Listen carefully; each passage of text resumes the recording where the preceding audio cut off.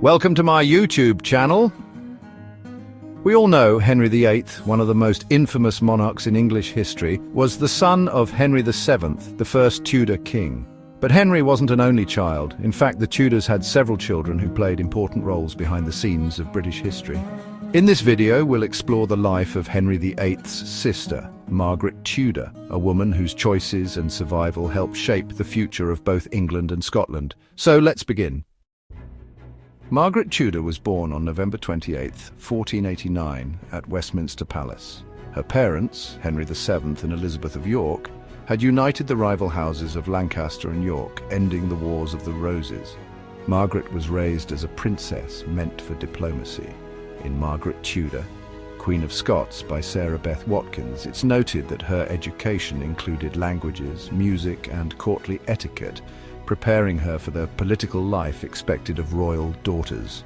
She grew up at the center of a newly stable monarchy, with her father using his daughters as powerful marriage pawns in Europe's shifting alliances.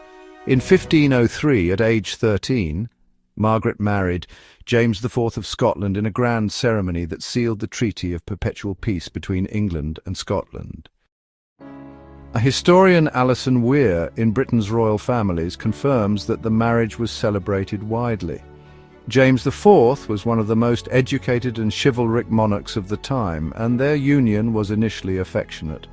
According to Leander de Lisle in Tudor the Family Story, James and Margaret had 6 children, though only one, James V, survived infancy.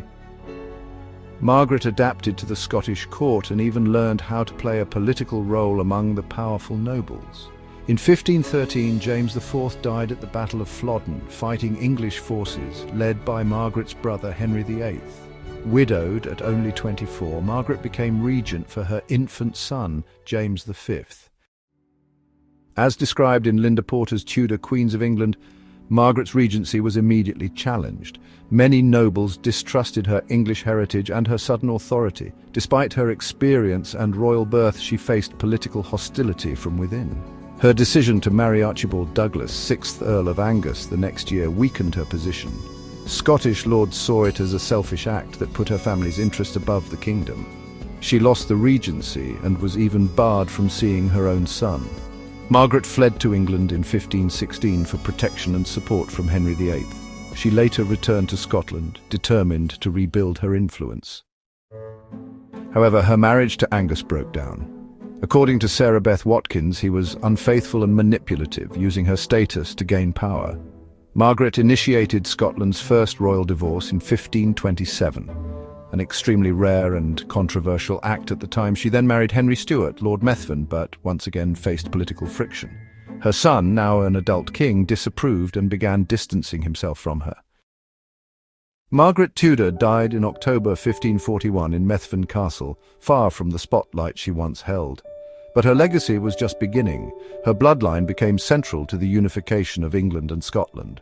Her great-grandson, James VI of Scotland, would become James I of England in 1603, following the death of Elizabeth I. This marked the first time both crowns were worn by one monarch, uniting the two kingdoms.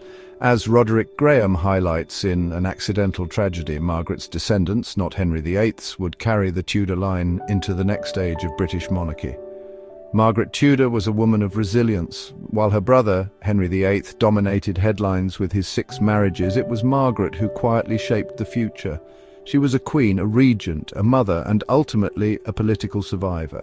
Thanks for watching. If you enjoyed this dive into history, like, comment, and subscribe for more stories that go beyond the textbooks and into the heart of the past.